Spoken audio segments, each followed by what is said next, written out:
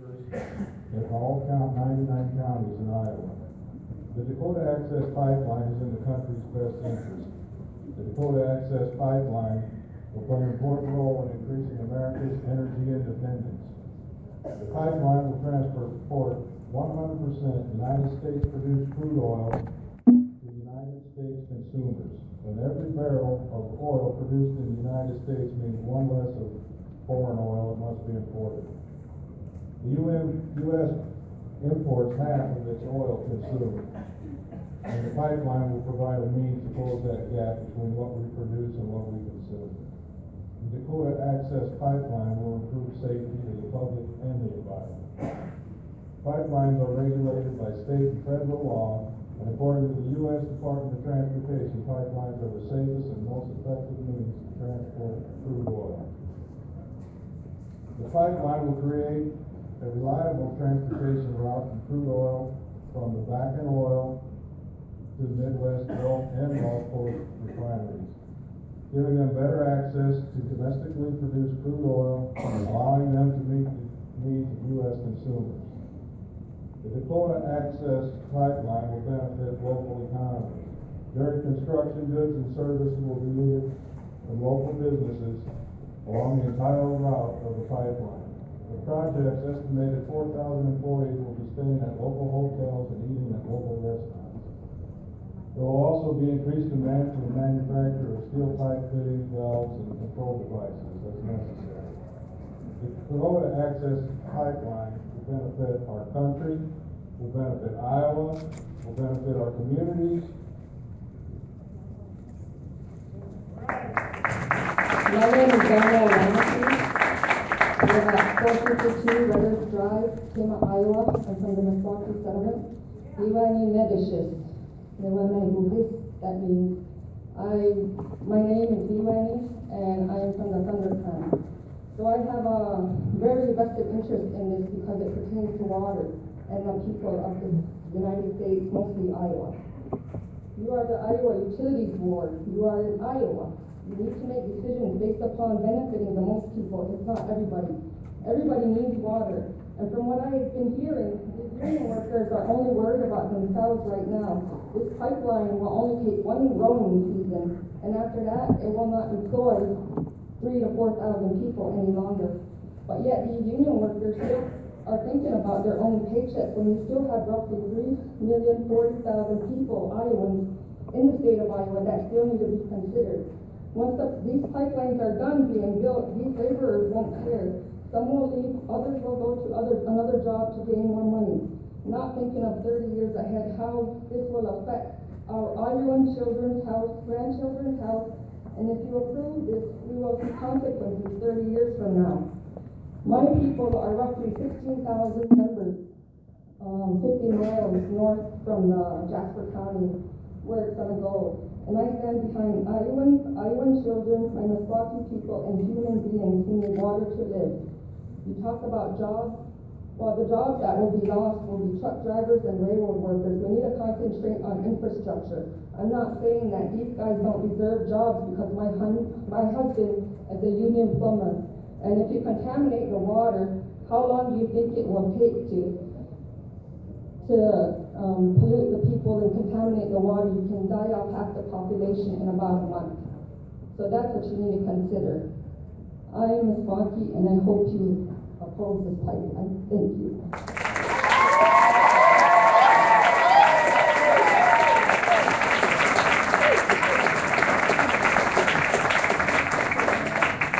I am so glad.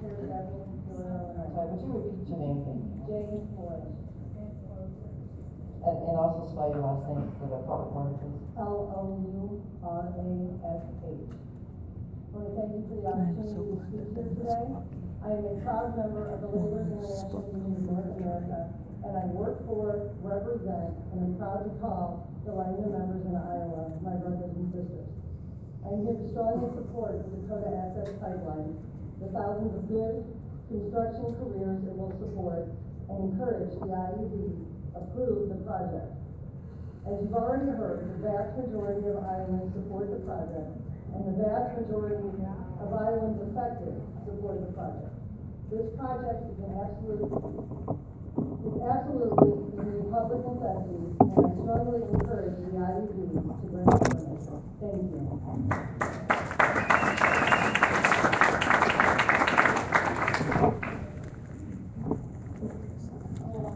Can you all hear me okay? Yeah, bring it up a little bit higher, a little closer to you, that's fine. Is that Whatever you're good? most comfortable with, yes. Yeah, that's great. My name's Anna Kruzik. I'm speaking for Hannah Sinkar. You spell my name A-H-N-A K-R-U-Z-I-C. My name is Anna Kruzik. I'm a graduate student studying sustainable agriculture and sociology at Iowa State University. As a student at our land-grant university and a lifelong Iowan, I believe we have an obligation to protect Iowa's community and agricultural heritage. Can I get a show of hands? How many of you in here are lifelong Iowans? All right, so what I'm about to say is going to resonate with you all. Thank you. So growing up Iowan, I learned that we care about our land. I spent my summers chasing chickens through my backyards and watching cattle in my neighbors' pastures. We're blessed with land in this state, and we're obligated to protect it. This pipeline threatens the reality of my most treasured memories and our agricultural viability into the future. Growing up Iowan, I learned that we are our communities. From pancake breakfast to support the senior center to auctions to fund new jerseys for my school football team, we pitched in when it was needed. But our communities are resource strapped. We can't ask our fire and police departments to pick up the pieces when this pipeline spills. We support each other, but we can't be asked to shoulder the profits for an out-of-state corporation. I learned we are darn good neighbors. We check in with each other often. We stand by each other when something's gone wrong. And we know what the Bakken crude oil industry has done to North Dakota's communities, our neighbors to the north. Private property rights have been decimated, ecosystems have been destroyed, farms have lost their livelihoods after hazardous materials spills, human trafficking has exploded, just to name a few things. Workers have died on the job whose families have failed to receive fair compensation, just to name a few. In North Dakota, two industries ask communities to bear the burden of corporate profits. This is not just bad for Iowa, it's that we have a responsibility to stand by our neighbors, as we always have. The Iowa Utilities Board, I ask you to reject the Bakken pipeline as Iowans, for our future generations, for my generation, because we cannot, with an ounce of honesty, say that the Bakken pipeline is for the public convenience and necessity.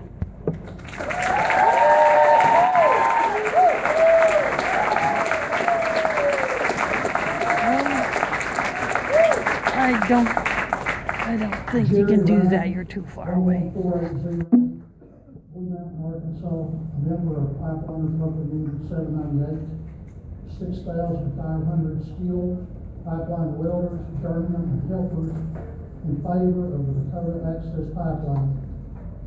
I would like to touch on the use of eminent domain by out-of-state companies. The Arkoma Basin Natural Gas Formation encompasses western Arkansas and eastern Oklahoma, drilling for and producing natural gas since the early 1900s, having worked for several years laying pipelines that carried natural gas from the Arkoma Basin to out-of-state pipeline companies such as Natural Gas of America, Texas Eastern, and Kinder Morgan. These companies transport gas north to the Midwest, Northeast, using eminent domain when needed across farms, including one owned by my family. Of a mountain in Gas that Canada, fuels industry, because heats they homes did and not states that follow produce no Canadian natural law, gas or oil, among other things. including this meeting room, heated with out-of-state natural gas produced by out-of-state workers.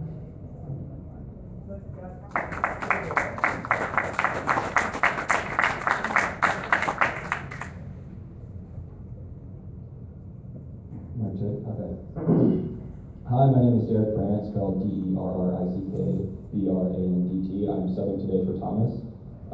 I'm currently a student at Iowa State University. I'm majoring in political science. And I'd like to start with two things before I get into the thick of it. Number one, this speech is directed towards all the hard-working men and women that are going to build the pipeline. You are great people, and you work hard and take pride in your work, and I respect that. I work construction in the summer, so I know you guys. You guys are great people. Number two, I'm just a college student. I'm not going to stand up here today and act like I have any more experience in life than you guys do in the audience, because I don't. That'd be ignorant for me to do. But what I do have is some information and some knowledge that I hope you guys listen to. because if I can change how you guys think, I can't help but change what you guys do. So let's get into it. The ETP, the company that owns Dakota Access, has come out and said that they expect this pipeline to be done by fourth quarter 2016. And that's only a year from now. But you guys know, and I know, that nothing in construction ever gets done on time. Somebody doesn't bring material, or something has to set, or whatever.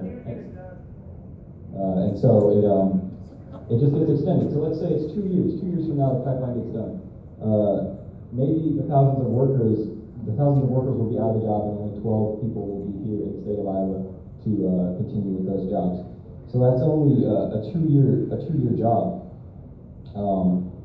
And you guys know that the reality is if they build a pipeline in 2 years, we don't know if they're going to continue building more pipelines. More pipelines equals more CO2 emission. The chemistry states that for every extra CO2 molecule we put into the atmosphere, one oxygen molecule has to be absorbed. And so by the year 2100, there will not be enough oxygen in the atmosphere for our great-grandchildren to survive.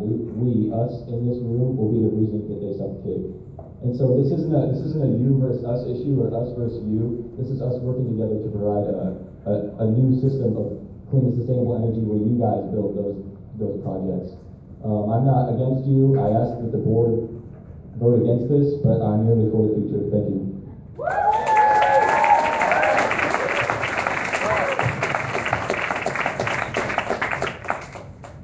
Thank you, board, for having me here today.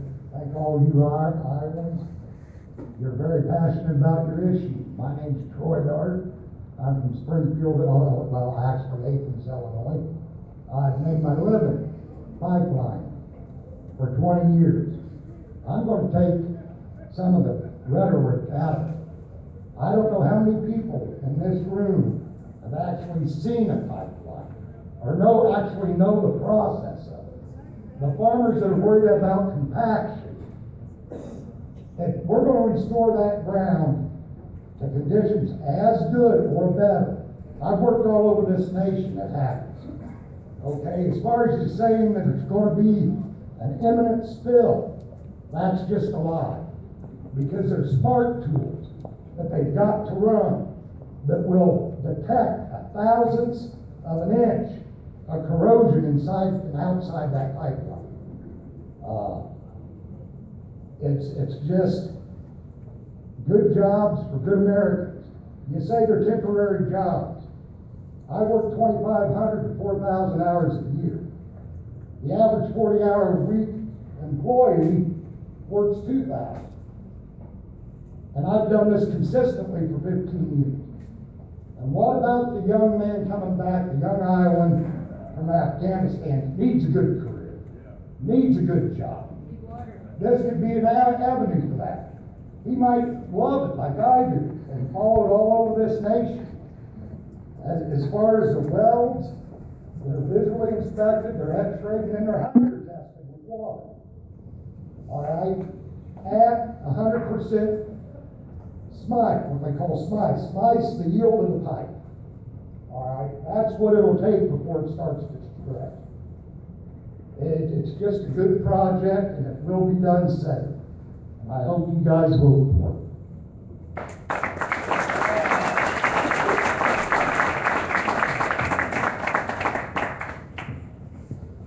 Hi, my name is Larry Ginter.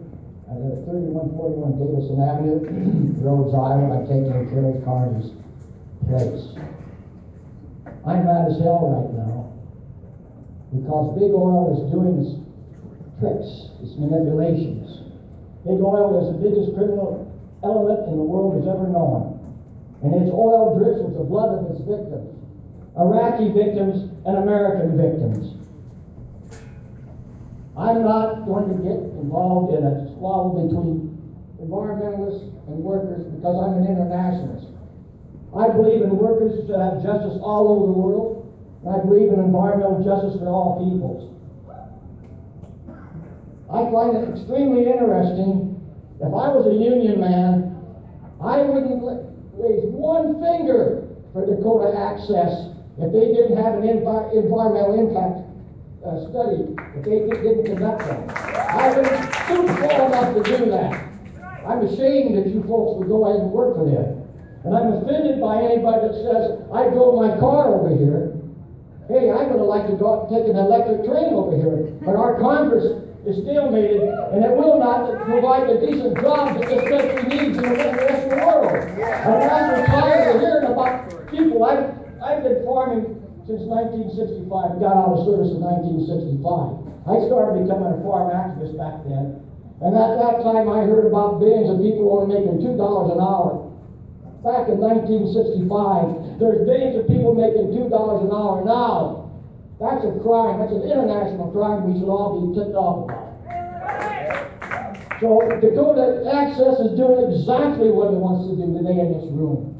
Hit us against each other. That's right. And I'm ashamed of you folks up there. Why aren't you demanding an environmental impact study against those folks?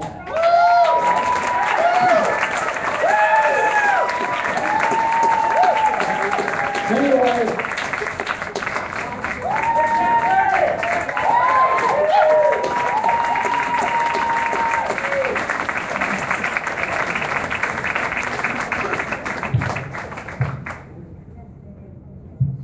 my name is Kevin Dale. I live at 122 Countryside Avenue, Ottawa, Illinois. I'm business manager of Ladies Local 393 in Marseilles, Illinois. First of all, I'd like to thank the board for the opportunity to speak today. I'm here speaking in favor of the Dakota Access Line. I believe that this project will be beneficial to several working men and women from the state of Iowa as they need these type of projects so they could have work to support their families, and that they could have insurance in case one of their family members become ill. These jobs would also be able to provide them a roof over their heads and have be able to put food on their tables. I believe this project would provide the state, the counties, and local municipalities several millions of dollars in tax revenues. I also believe that local businesses would benefit greatly from this project by extra sales due to the workers on these projects patronizing their stores. I hope you take all those things into consideration when you make your decision. Thank you.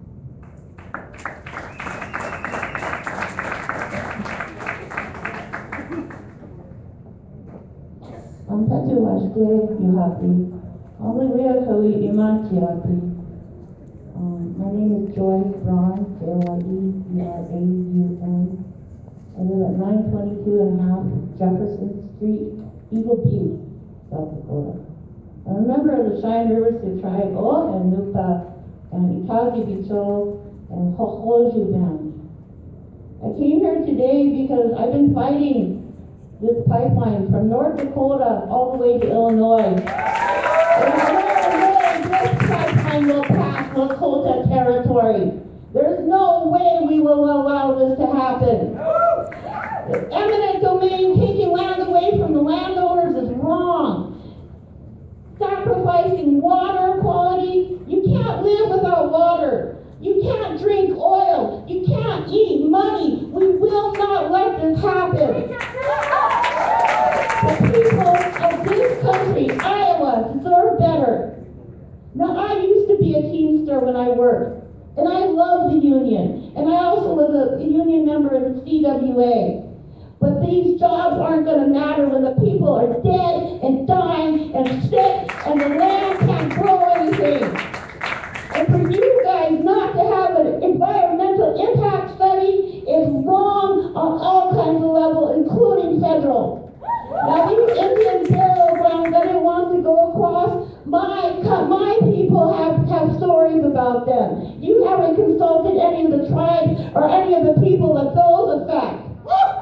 That's wrong. We will not let this pass. There was a dream. The first serpent we killed the black snake, we killed Keystone XL. We will stop the second snake coming onto our lands. The Dakota Access is that second snake, and we will cut its head off.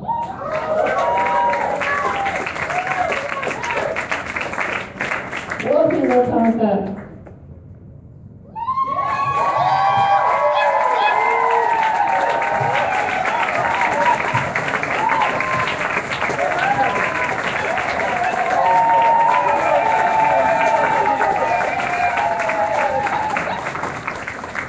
Dakota woman should got a lot of applause. Before starts. I would like to call up those speakers identified as 100 to 110. If you would please go to the staging area, my right, your left, that would be very helpful. Thank you. You may move forward. Good afternoon. My name is John Bourne, B-O-U-R-N-E.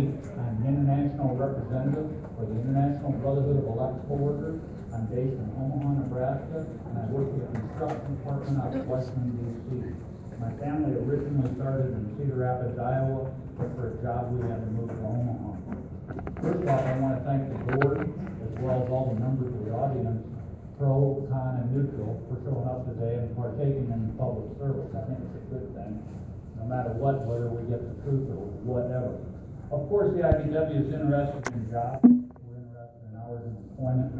Of course, we support Iowa jobs. We also support spending money in Iowa, the tax revenue in Iowa, and all the rest of the positives that have been brought out from this project during the course of the day. Of course, the future will change the technology and what we use hydrocarbons for today, as well as what we will use them for in the future. But as a board, you have a responsibility and you will need to make a decision based on the rules and the needs of today. That's what's in front of you. The Iowa members of the IBW will install the electrical work needed for this project all across the whole thing. I'm here today to assure you that our members are the best trained, the best skilled, and will make sure that the project is installed in the manner, designed, and engineered as what we hope you will approve the project shortly. Thank you so much for your time and your service.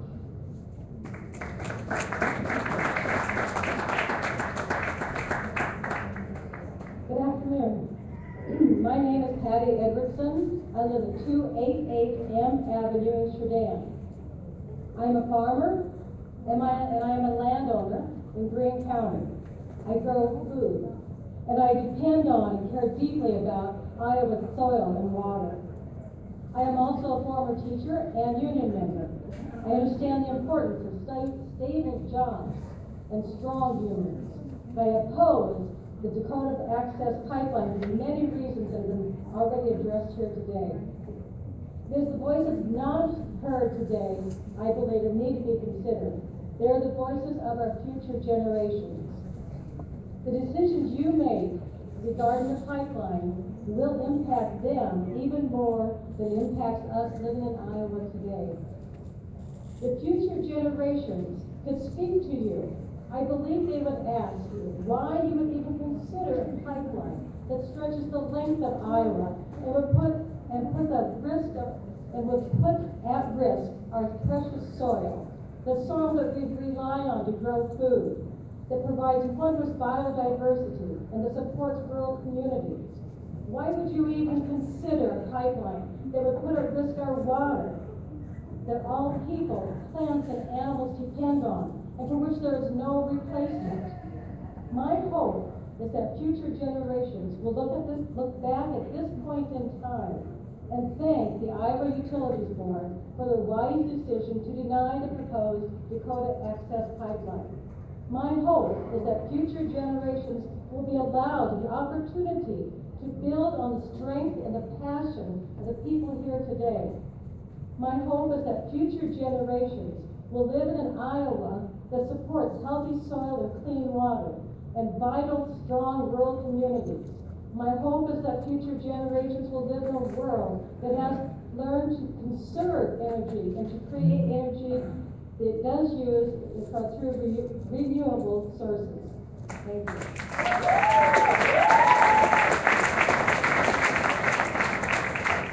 My name is Eric Kim. I live at 1016 Georgia Street, Wilmington, Illinois. I'm proud union, Local 362 Laborers Union. And I'm just here to speak on behalf of support of the pipeline. We just recently, we're still in the process of a pipeline that's come through our area, and it produced a lot of jobs and a lot of money back into our economy. It is, like I said, through our area. We are a farm town, much like you guys are speaking as well as here in Iowa. Speaking of our neighbors, you are our neighbor, and our brothers and sister laborers that live in this area are our neighbors, and I'm here to support them, get this approved so they can benefit from the project that we had come to our area and help support their families and friends. And hope you approve this pipeline. Thank you.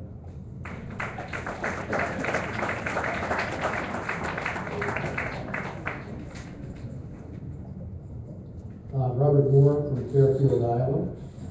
First of all, I want to thank the IUB for organizing this event today in a way that allowed so many people to have a chance to express their opinions and views. Thank you. As the three people who will essentially decide the future of this pipeline, I don't envy your position. There's been a lot of valuable opinions expressed today on both sides of this pipeline issue.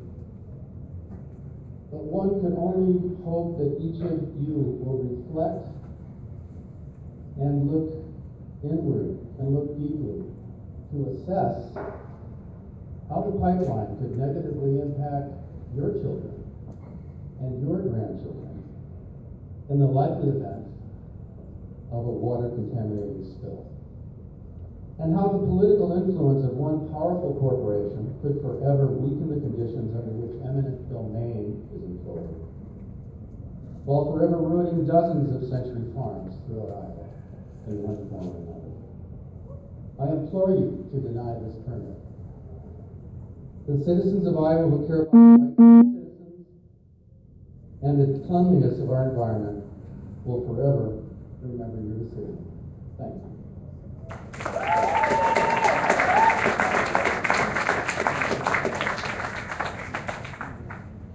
I'm Todd Stell, S-T-E-H-L, at 2019 State Route 23 in Grand Ridge, Illinois. I'm here also, as everybody else in the orange shirts, I'm here to support my brothers and sisters of Iowa to create good jobs, good paying jobs, keep the money in the local community, and approve this pipeline. That's all I have. Thanks.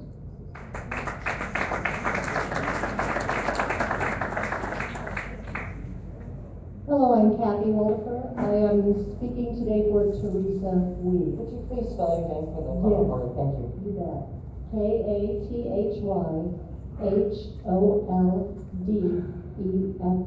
KathyHolder. My address is 6067 Falcon Street in Mingo. Well, since I'm standing in for my friend, I'm a little off the cuff, so I'm going to retell a bit of the story that I told outside this morning, so apologies to those of you who have to hear some of this again.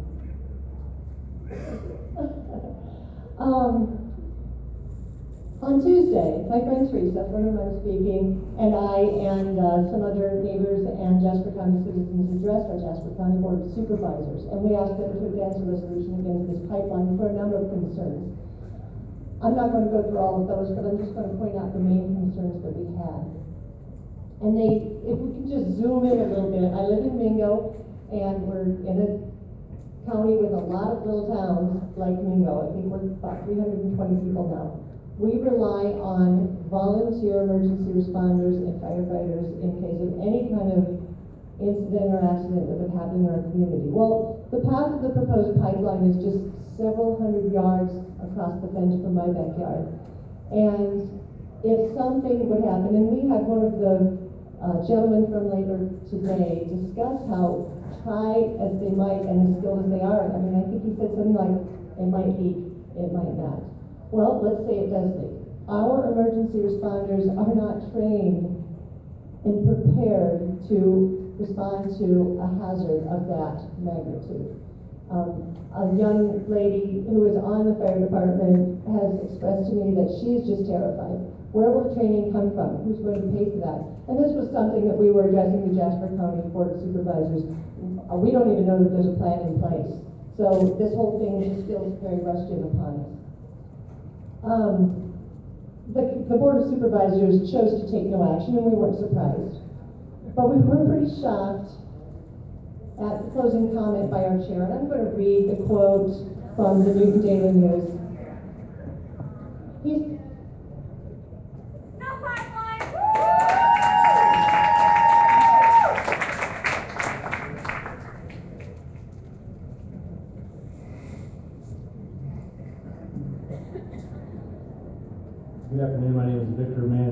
I'm with Labor's Local 393 in Marseilles, Illinois.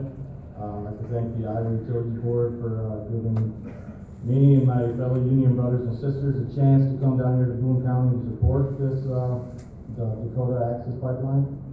This pipeline would provide and produce very many jobs, good paying jobs for union members that are local Iowans that have not only families, also friends that send their children to school. They bank here in the communities, they buy groceries, they pump into the local economy. It also generates taxes for local governments for your schools and infrastructure. I hope to take all these things into consideration and approve the pipeline. Thank you.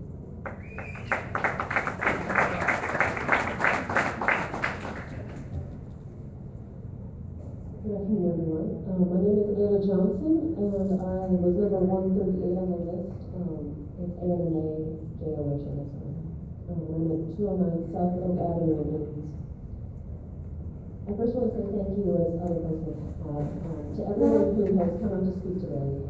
It's a testament to the care in this room for our families and our community and our state, our country, our planet.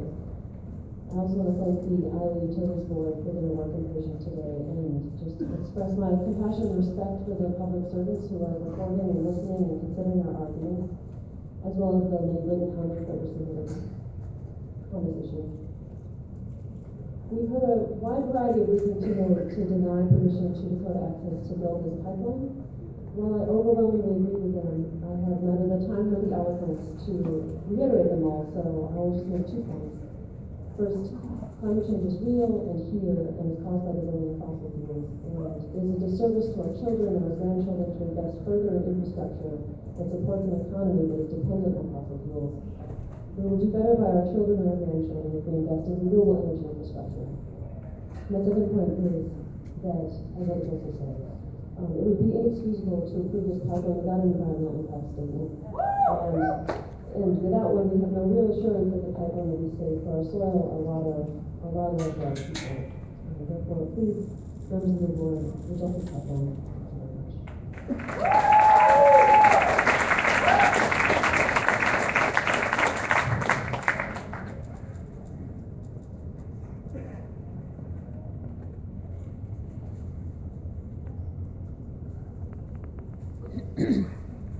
Just as a point of clarification, the last speaker indicated she was speaker number, I believe, 138. Were you substituting for another speaker? Were you substituting for another speaker? It was not clear to us. And you're substituting for Joseph. And just as a reminder, if you're on the list and you're substituting, you need to let us know that. It's not merely the idea of just being able to move up and move others in. So we just want to make sure everybody understands that going forward. Thank you. You may begin. Good afternoon. My name is Tom Smith. Although I'm listed as Fort Dodge, Iowa, I live in Rolfe, Iowa, but I manage Murphy Tractor and Equipment in Fort Dodge, Iowa. We're the John Deere construction equipment dealer. Not only in Iowa, we are in Nebraska, Kansas, Ohio, Pennsylvania.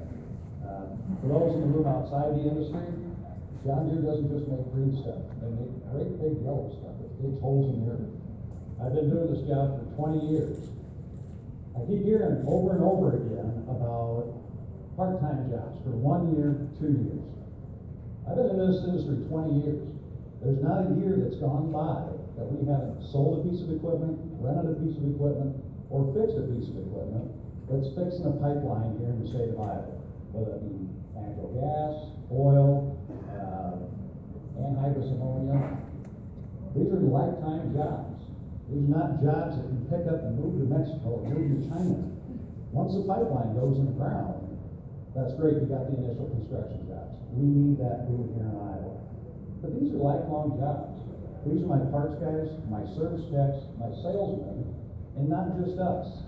The other equipment dealers, Caterpillar, Case, and this John Deere equipment that's made in Iowa. We make most of our stuff either in Davenport or Dubuque. Those are UAW, union jobs. So I mean, it's a trickle down throughout the entire economy. It's not just a one-time job. I guarantee you there's people in this room whose children or grandchildren haven't been born yet, at some point in time, will work maintaining one of the pipelines here in Iowa. And I ask the board to take that under consideration as you make a very difficult decision. Thank you.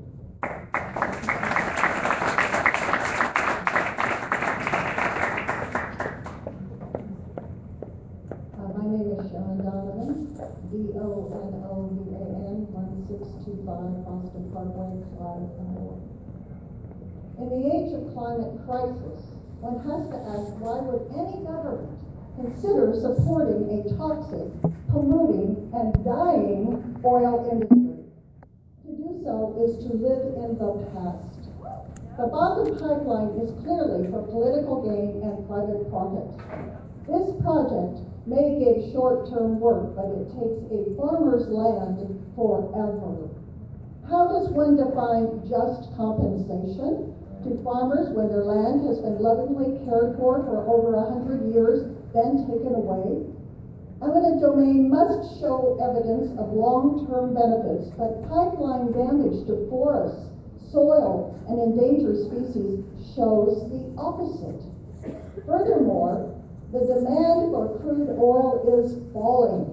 The U.S. has seen almost 100,000 jobs cuts in the oil industry since prices collapsed last summer, according to Continental Resources, an oil company that tracks layoffs. Today's crude sells for $43 a barrel. An oil industry spokesperson says oil prices must rise over $60 a barrel to give oil companies confidence to make investments. Predictions are for $55 or below in 2016. This year, the S&P 500 is up almost 10%, but oil industry stocks are down almost 18%. Energy in 2015, Energy Transfer Partners and their parent company, Energy Transfer Equity Units, are down over 35%. We are in the oil bust of 2015. The oil industry is a sinking ship. You must not sacrifice irreplaceable land, implement eminent domain, risk oil spills and drinking water contamination.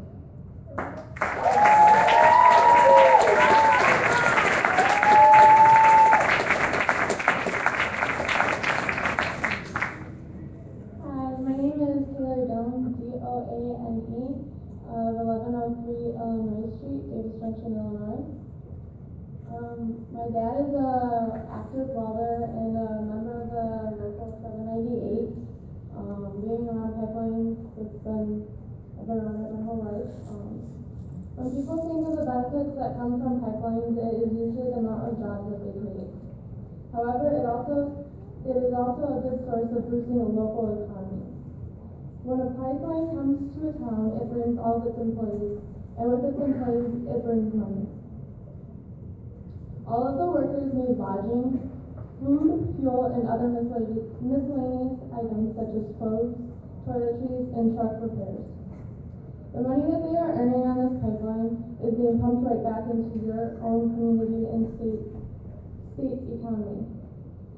This, in the end, is economically benefiting you and your community. Your local schools, police, and fire departments are just some places that would benefit from an increase in tax revenue.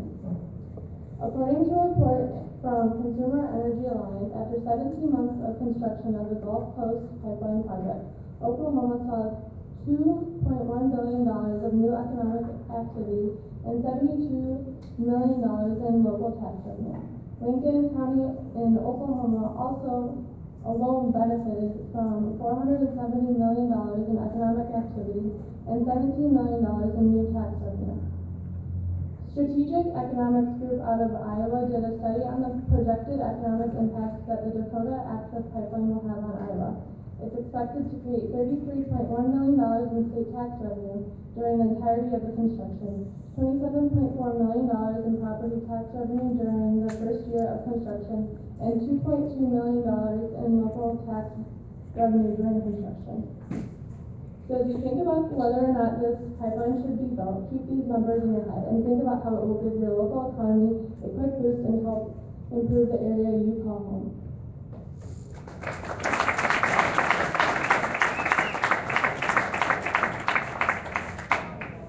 Hi, Okay. My name is Lahoma Simmons. Lahoma, Lahoma, Simmons, Simmonds. I live at 433 Nature Road, Boone, Iowa. I am a landowner, a veteran, and a daughter and wife of the railroad. I also have 2 teenage boys. One boy who is really looking forward to going to renewable resources. I am the 100th person to speak to oppose the crude oil pipeline, but my voice carries the other voices that are not able to speak. 7 generations, a Native American concept.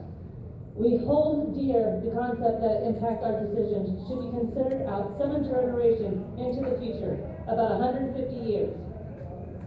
To find potential benefits or the harm that would be felt by 7 generations, future thinking has an obvious ethical and moral values.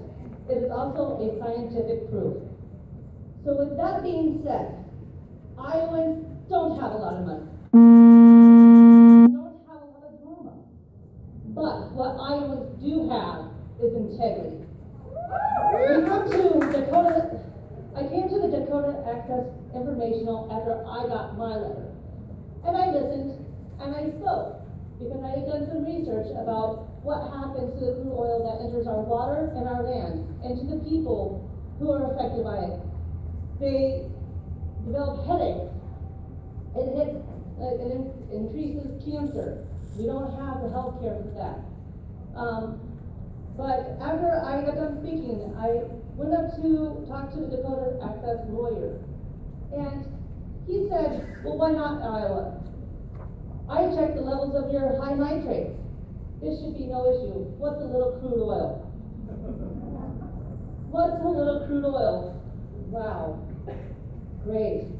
Well, Iowa doesn't have, the water treatments are already working hard to try to clean up our drinking water. So, ladies and gentlemen, please stop it.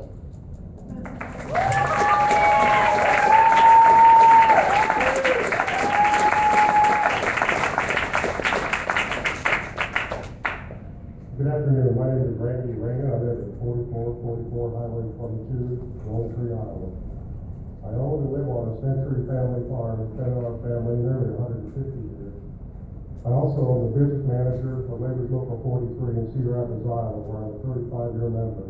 I represent over nearly 500 union families in eastern Iowa. I want to thank you for giving me the opportunity to speak in favor of this project.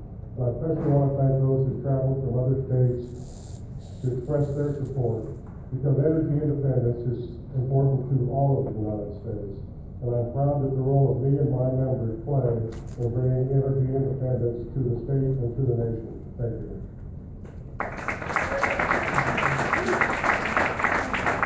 My name is Maggie Rowland, R-A-W-L-A-N-D, 4111 Ingersoll Avenue in Des Moines. I'm speaking for Carolyn Eulenhage Walker. I am on this side opposed to the Bakken pipeline. I've changed my speech 2 or 3 times listening, so that I hope I'm not going to be repeating. I'm not quite sure how it's going to even end up by the time I'm through talking. But I noticed that all the people who are for the pipeline are union members, proud union members. When I was a teacher, I was also a proud union member. I represented the whole, all the teachers in my building. And more than that, when I was growing up in the 1930s, I'm 86 years old now.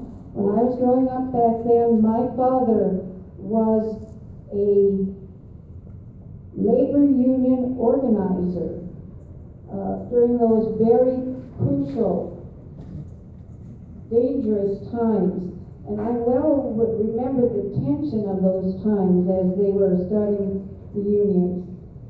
I understand that union members do need and want to work, but this pipeline work, as they have stated, is temporary only during the initial construction. They need long-term work, and we need We need the funding for the aging infrastructure to be rebuilt. But the way things are going in the country now, that's very difficult to get that funding. There are going to have to be many changes made in the way we have our country going now. But the exploitation of the environment, we're talking about now, the oil, the soil and water by fossil fuels.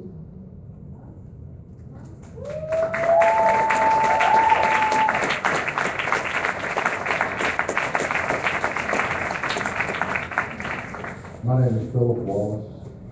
I was originally number 85 on the speaker list, but I carried with Matt Newslick, number 107. And I'm from Arkansas. I'm here today to be supportive of this pipeline. What I do is I'm a member of Pipeline Local 798, which is part of the United Association. We have over 350,000 members strong across highly skilled pipe welders, pipe fitters, apprentices across North America.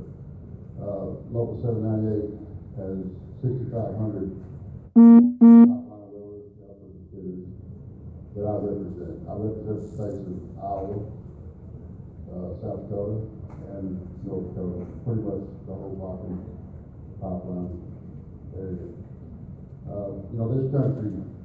This country needs farmers. This country needs railroads. And it also needs pipelines. The farmers, we gotta have that to survive.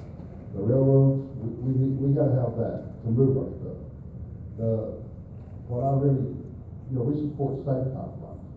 And what I really have a problem with is, moving crude by rail or by truck, which is not very safe. Just last week we had two train derailments, for Wisconsin. That's unacceptable, the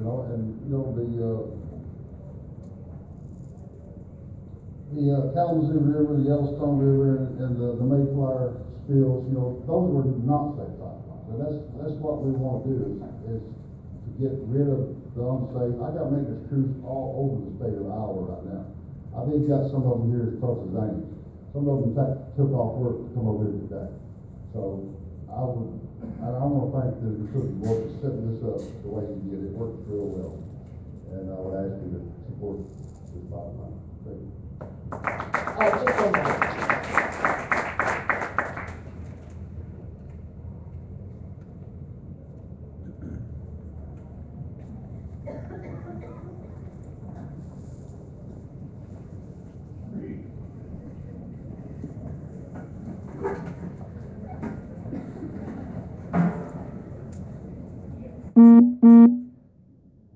Not even close to speaker 200 yet, but there is probably a bit of a delay. They're huddled up. The three board members are huddling up to each other. They're just trying to discuss something off the mic or off the record.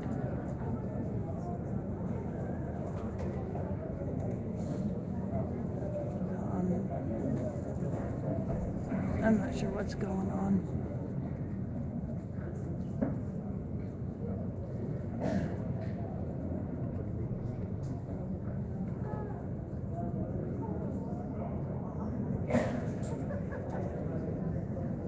Hasn't been all that long that we took a short recess.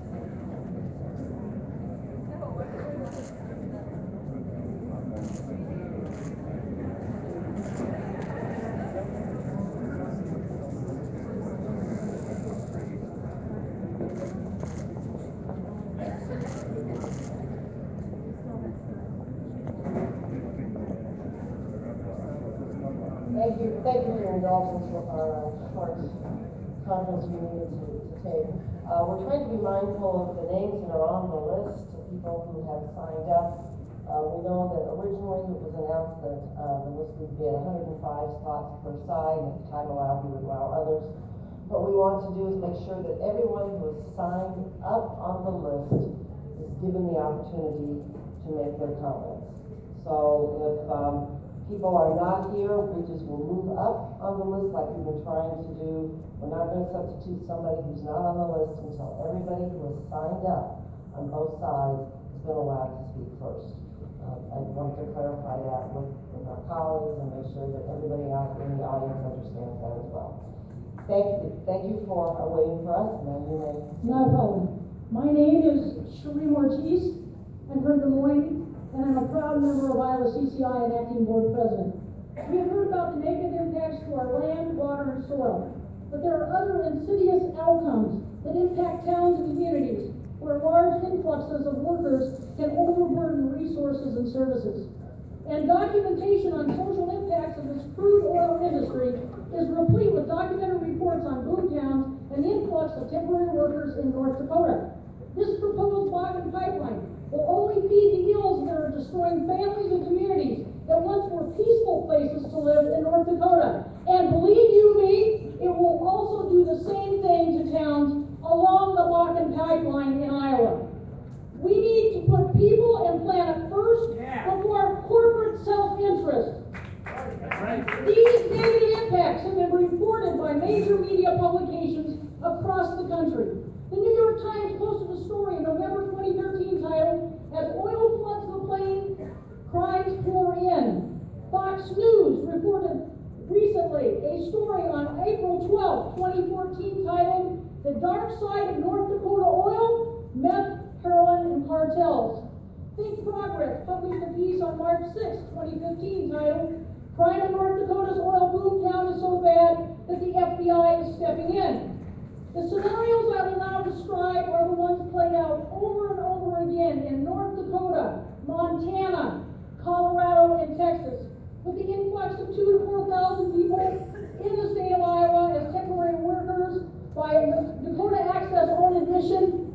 We can look to some of the following scenarios. Imagine small town Iowa, your peaceful town is inundated with a new crime wave. Law enforcement, EMT, and firefighters are overwhelmed with the increase in assault, domestic abuse, traffic casualties, and oil-fused fires raging out of control. Imagine small town Iowa, your peaceful town is in a contact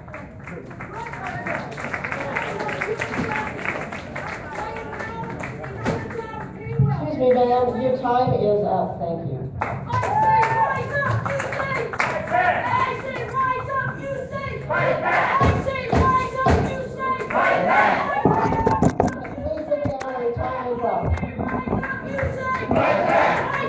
You will need to control yourself or you will be removed from the audience. Thank you.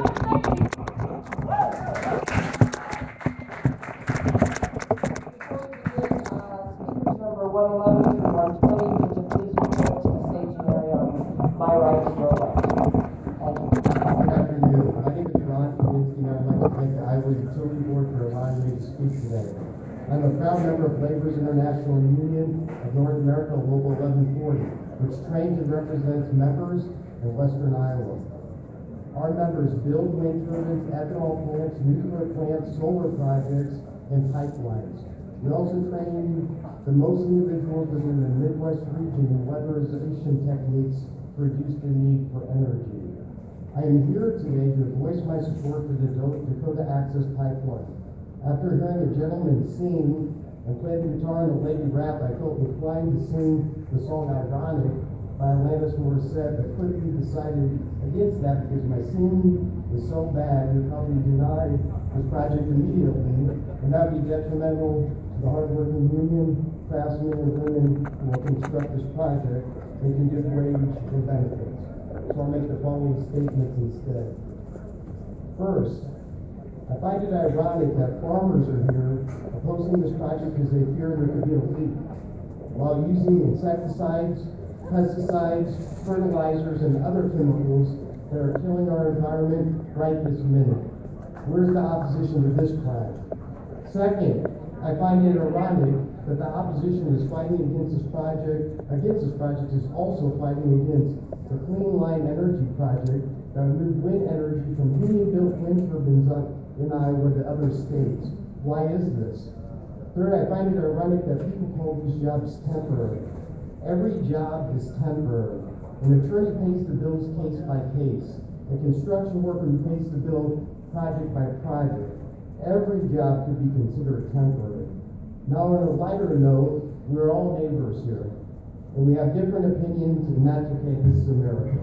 So, can everyone against this project please clap?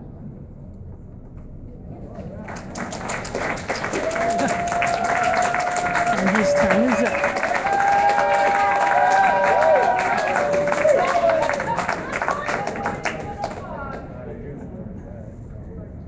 Hi, my name is, I'm substitute for Barbara in her spot line later down the list. And my name is Susan Chapin, 142, 204 Wilson Boulevard. Would you please spell your last name for the court reporter? C-H-A-P-I-N,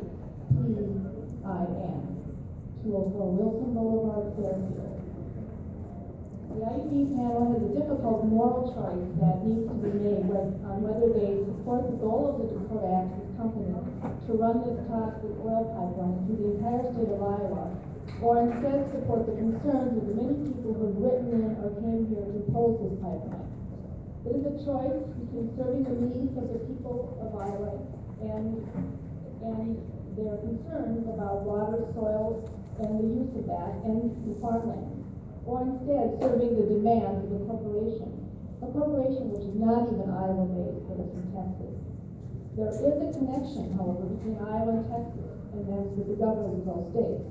One grant said received major campaign contributions from Rick Perry, the governor, who is also on the board of directors of Energy Transit Partners, which will use this pipeline for profit to transport its volatile fuel across Iowa's farmlands and all its major waterways.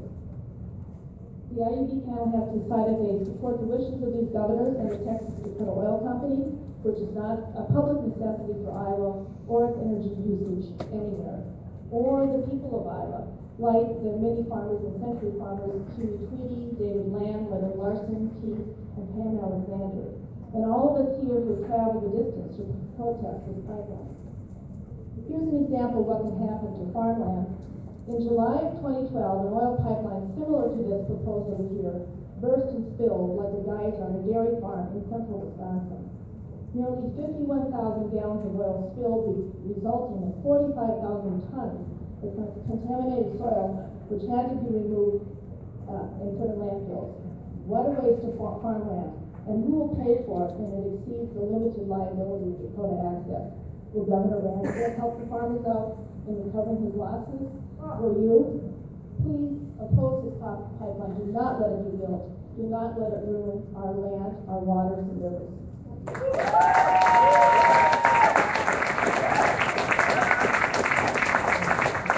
Hello, my name is Megan Hardy, H-A-R-D-Y. I'm a proud member of Pioneer Local 1140. Please step closer to the mic. Thank you. I am here in support of the Dakota Access Pipeline, and that is it.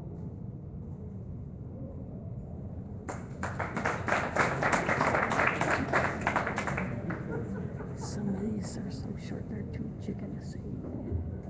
Hi. I'm Reverend Orianne Westwood, and I'm speaking in place of Melissa Davis Oviatt. My name is spelled W-E-S-T-V-O-L-D.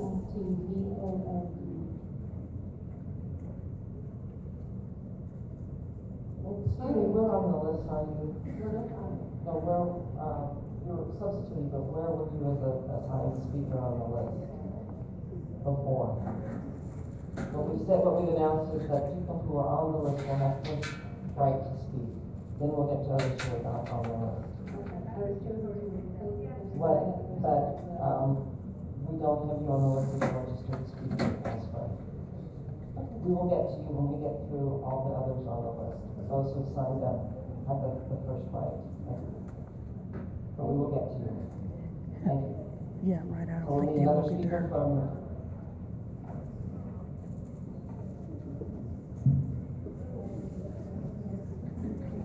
My name is Keith Puntney.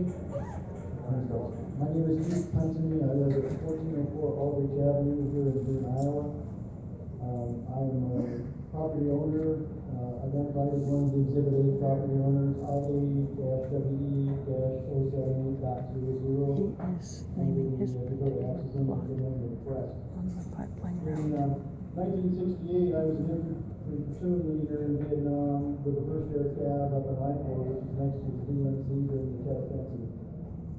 I'm a disabled veteran, and it's ironic I'm speaking here after Veterans Day, to me at least, and to many veterans.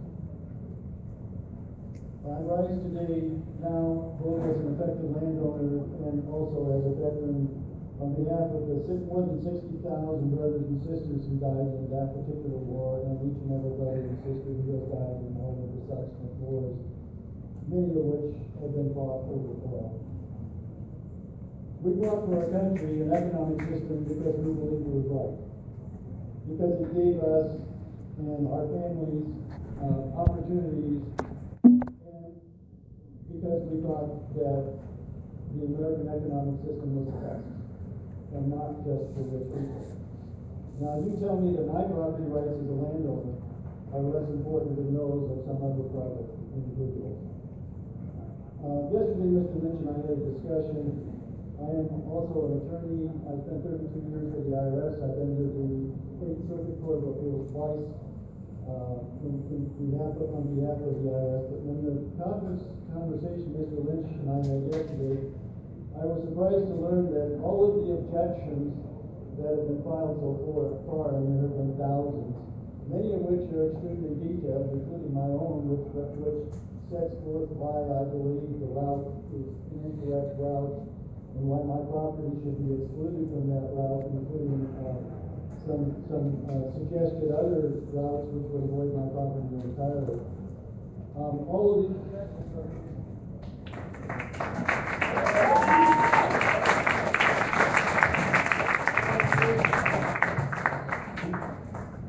My name is Bradley Gezel, Gezel, 2121 Delaware Avenue, Des Moines, Iowa.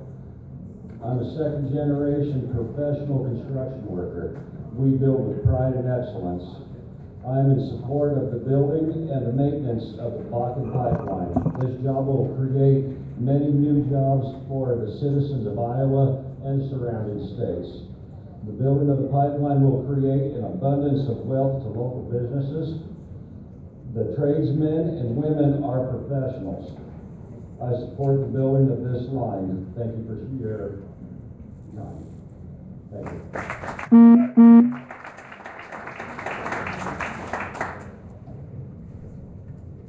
I'm Mary Sand. I live at 245 Todd Circle in Ames, Iowa. And I oppose the pipeline. There are a lot of compelling reasons to oppose the pipeline that's been discussed today. The serious one, in my mind, though, is a serious risk to all of the watersheds in Iowa. If this pipeline goes through, Iowans should expect action and cleanup, probably far exceeding the liability of Dakota Access, placing the burden on government.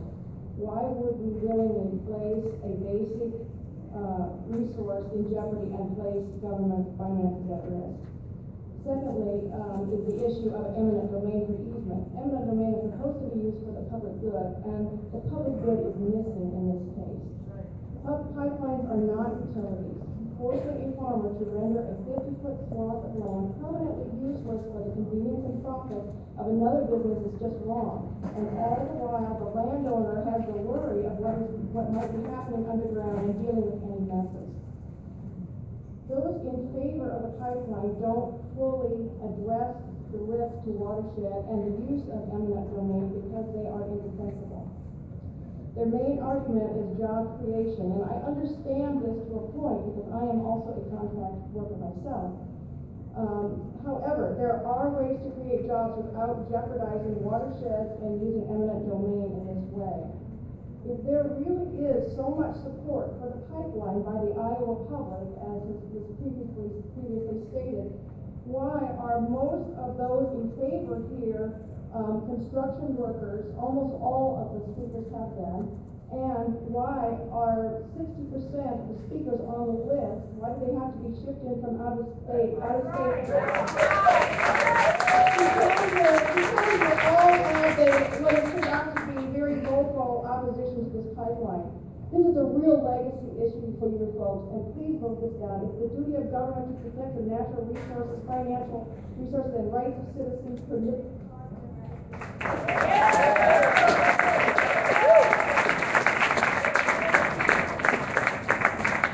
My name is Cody Bennington. I'm from Fort Wisconsin.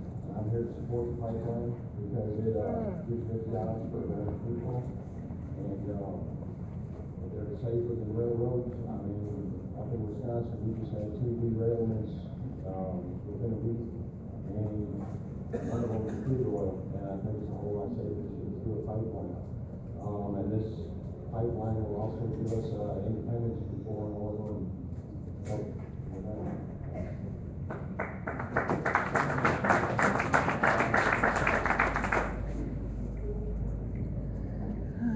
Nothing but a bunch of parrots.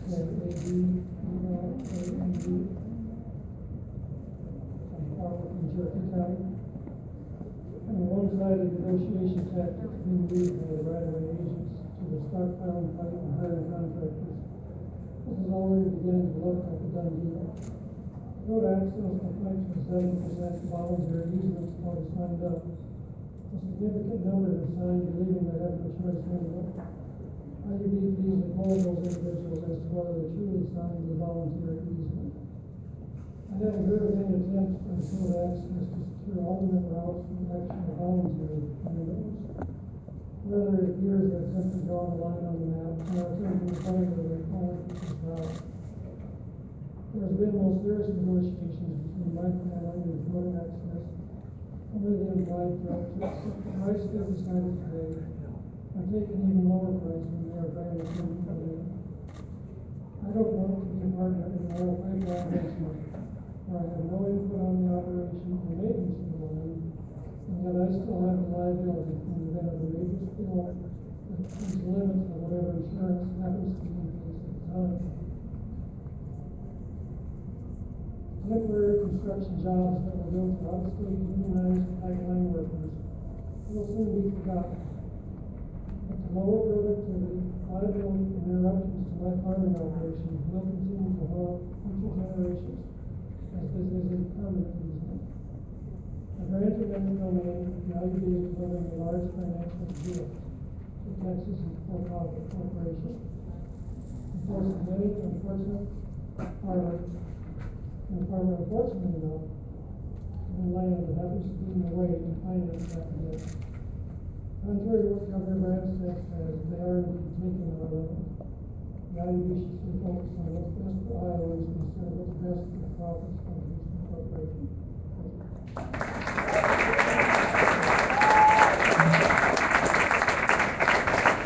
Good evening. My name is Terry Langley. I was originally 72 was my spot. I was president. I'm from Pottsville, Arkansas. I am a organizer for Pipeliners Local Union 798 out of Tulsa, Oklahoma. We cover 42 states in pipeline construction. I've listened to a lot of comments today about the oil and leaks and stuff like that, and they mentioned the oil spill in Arkansas, the one in Kansas City, the one in Yellowstone, and the blow-up pipe in California.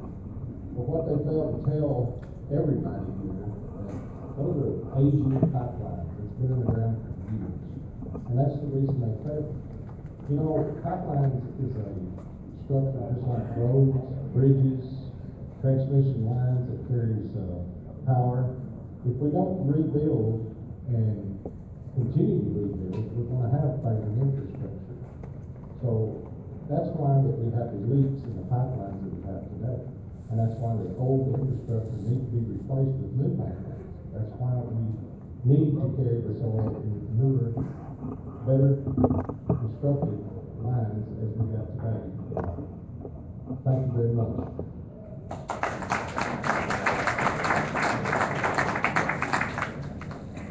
Yeah, Don Rasmussen, RASMUSON, Downland County, Iowa. I'm opposed to this pipeline because it's coming through my place that I've lived on for 43 years, and it's taken the worst possible path it can go. I had a diagonal across this state, And it's gonna affect and destroy 1,200 farms as it crosses.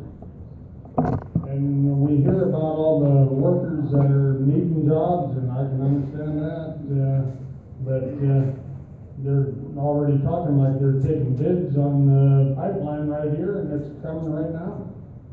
So, shut this pipeline down.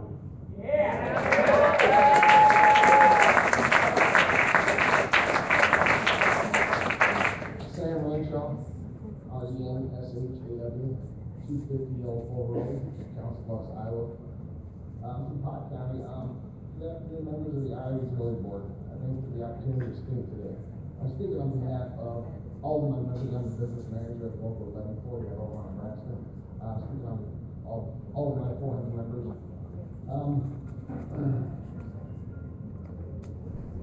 here today to voice our support for this important pipeline project. This project will create good paying jobs and benefits for our trained and experienced members in Iowa. Our members have constructed lots of pipelines in Iowa and the United States, as they're all important for our country's infrastructure. It is important for the workers and the families to approve this pipeline.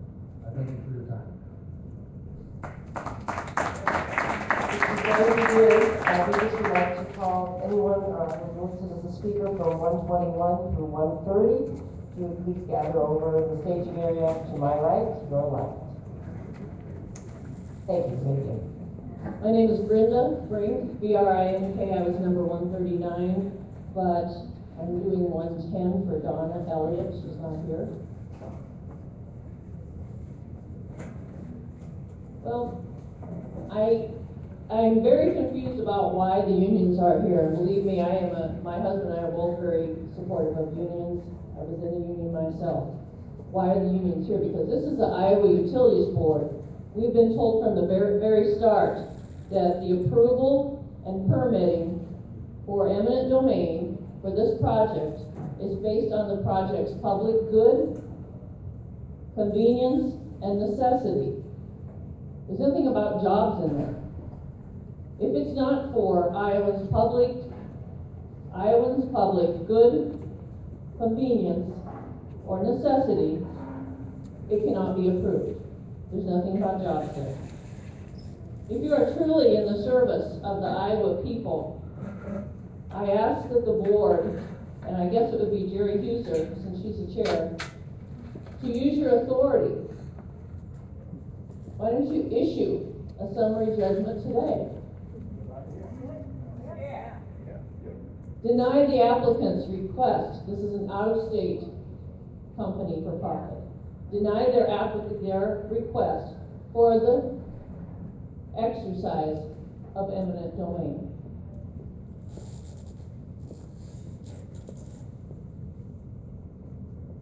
Today is the time to accept comments. I'm just letting her talk about it because I would say that my time is going, so I have more to say.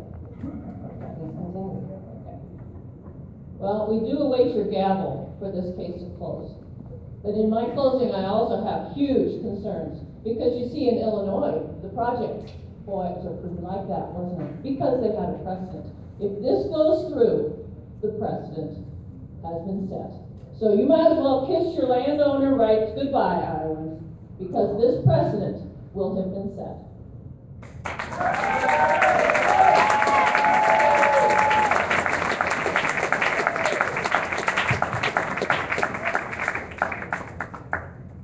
My name is Jerry Finkenauer. I'm from Sherrill, Iowa.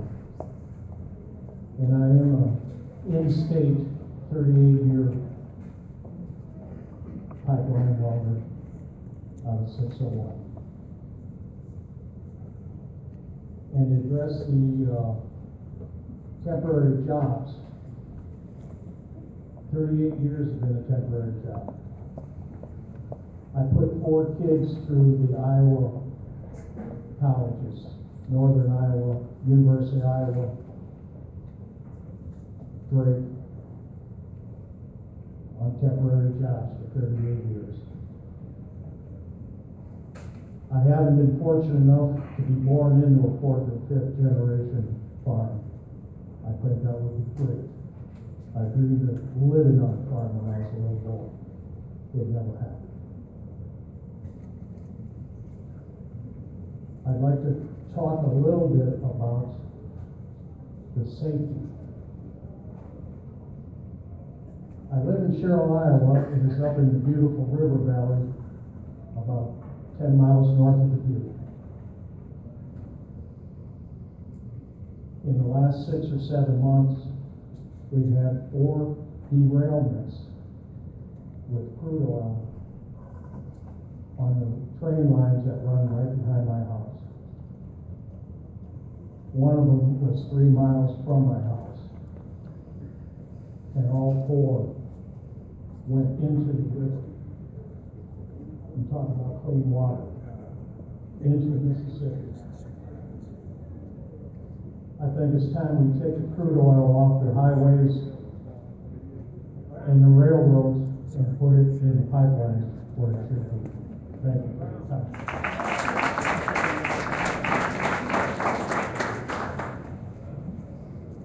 Sandra Jinsey, a lifelong resident of Iowa. I currently live at 2236 Storm Street in Ames. I urge you today to revise your process for consideration of the Dakota Access petition. I've read the board's vision statement. It features your regulatory experience in electricity, natural gas, and telecommunications. From that, I infer that the piping of crude oil across Iowa is a less familiar venture for the board as it is for Iowa.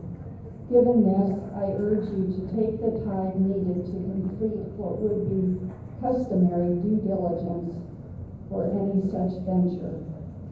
To date, there has been no formal independent study to evaluate the positive and negative impacts that the proposed crude oil pipeline will have on Iowa's economy and our environment.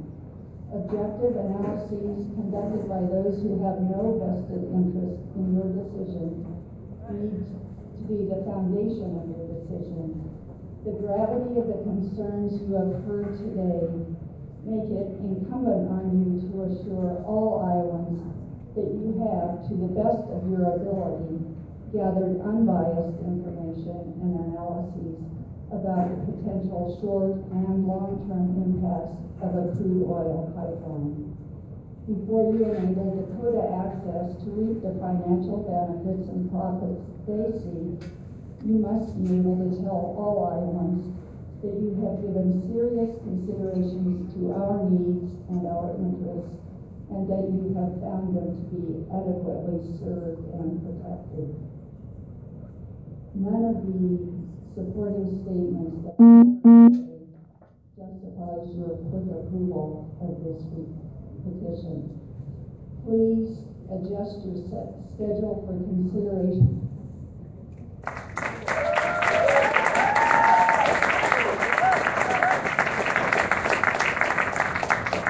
Good afternoon, my name is Robert Jones. I'm 1103 Illinois Street, Davis Junction, Illinois. I'm a member of the Pipeliners Local Union 798. I'm here in favor of the Dakota Access Pipeline. This project alone will create thousands of temporary jobs for the men and women who need these jobs to build a safe, sound, and efficiently run pipeline. It will generate millions of dollars of income for these families and local businesses. It will generate millions of dollars of tax revenue for the state and local communities. The building of the Dakota Access Pipeline will help put the United States one step closer to becoming more strategically energy independent from the use of foreign oil. It will bring back more manufacturing jobs to the United States. This will create more permanent jobs here in the United States. Who wouldn't want to be a part of making this happen? Who, I ask. According to Richard Anderson, a business reporter from the BBC, that the United States energy prices are far lower than those in Europe and in Japan. And this fact, together with rising wages in China and the increasing productivity of the United States factories, meaning a number of U.S. firms are looking to bring production back home, a process that they call reshoring. Several companies, including General Electric, Ford, Caterpillar, have announced hundreds of millions of dollars of investment either in new plants or in reopening shutdown facilities. Even Apple has announced a new facility in Arizona more than a decade after closing its last U.S. plant. Any boost to this production to the United States manufacturing would obviously lift overall economic growth even further. The building of the Dakota Access Pipeline and national security, becoming more independent to allow the United States to stop purchasing from countries that support terrorism. The United States will be less likely to be the one financing these dictators. By being more independent from foreign oil, we will be less likely to be sending our troops to fight some other countries, for some other countries' oil and their problems. Too many of our own. He just said you're supporting dictators. I love it. Hi, my name is Kevin Martin. I'm a farmer from Summers, Iowa. And I live and work on these properties that you're going to go through. And you're going to use eminent domain to take it from. And I'm totally against it. And I don't think it should be used because of the definition of eminent domain for the state law. And I actually don't think it legally can be used. And there probably will be lawsuits available if it does get thrown through. But the pipeline, if they want to say they want to help, the oil company wants to help the United States be power in the oil, they could build the refinery. They could take the Keystone Oil and run through that refinery. They could put all that up there and help that area be beneficial than to come right down through the middle of all of us with our shallow wells that could be contaminated. And that is a huge issue because I don't have rural water out to me. I have a well. And if it gets contaminated, I'm going to have to wait till they get pipes into me to take care of it. Because it'll take care of everybody in the area. You guys are going to be in history right now. You realize that. Because this is the first crude oil that I know of pipeline coming through Iowa. It's also the first thing that's going to be coming up about eminent domain, and what you guys say about eminent domain could set precedents for everything for all of us. It's huge. I pity you guys to be on this position. The crude oil that they're talking about comes from the sands in North Dakota, and it has sand content in the oil. What bothers me is if you're pushing sandy oil through a pipeline, and these steam fitters can know what a sandblaster will do. Eventually it's going to wear it out. And none of us know that because nobody set up a pipeline for the Balkan yet. So nobody knows exactly how it's going to treat it. And we can say we can weld the best thing, and they can. I'm sure they're the best. But will these pipes break down where...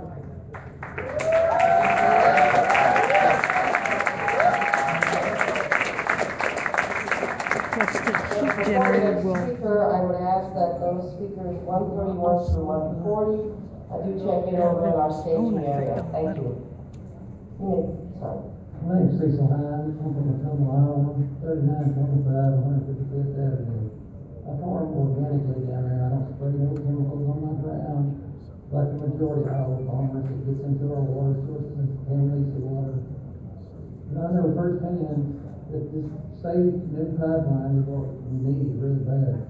Because if they don't build that new pipeline, then them oil companies, we all know about how the bad guys oil companies are.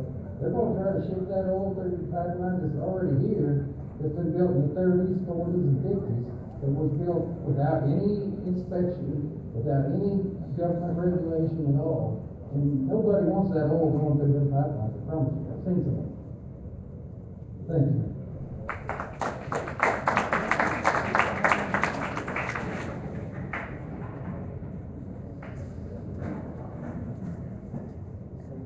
Can you hear me? Okay. I'm Susan Rush from Fairbanks, Iowa, and San Antonio, and I call for the Iowa Utilities Board to reject the proposed Blackbird pipeline. I have some concerns that are difficult to quantify and are too often ignored in the decision-making process. These concerns are Iowa values such as honesty, respect, accountability, fairness, and having good neighbors, to name a few. Iowans highly value good neighbors. Dakota Access's tactics of harassment, intimidation, and threats are positive characteristics of the board. Since Iowans are working to decrease the bullying in our schools, we definitely don't want corporate bullies coming into our state. Neutral party evaluation completed prior to approval of jobs and economy claims, as well as a full environmental impact evaluation, or the pipeline or anything else. That's doing it smart from the start.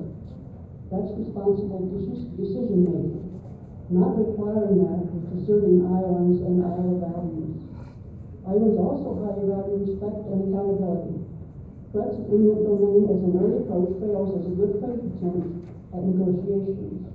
Dakota Access is not legally entitled to eminent domain if it has not made a good faith effort for giving voluntary easements and the proven benefits to Iowans.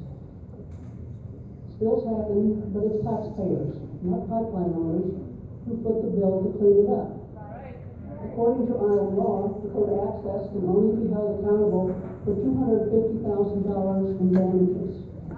And it will be impossible to protect the sensitive areas and at-risk species in the path of this pipeline. Iowans will lose that much more of our natural heritage. Fossil fuels should be left in the ground and renewable and sustainable energy expanded. And lastly, Iowans highly value fairness. Allowing government-created entities to receive favors over Iowa voters is unfair to everyday Iowans and is simply the wrong code of values for Iowa. From its bullying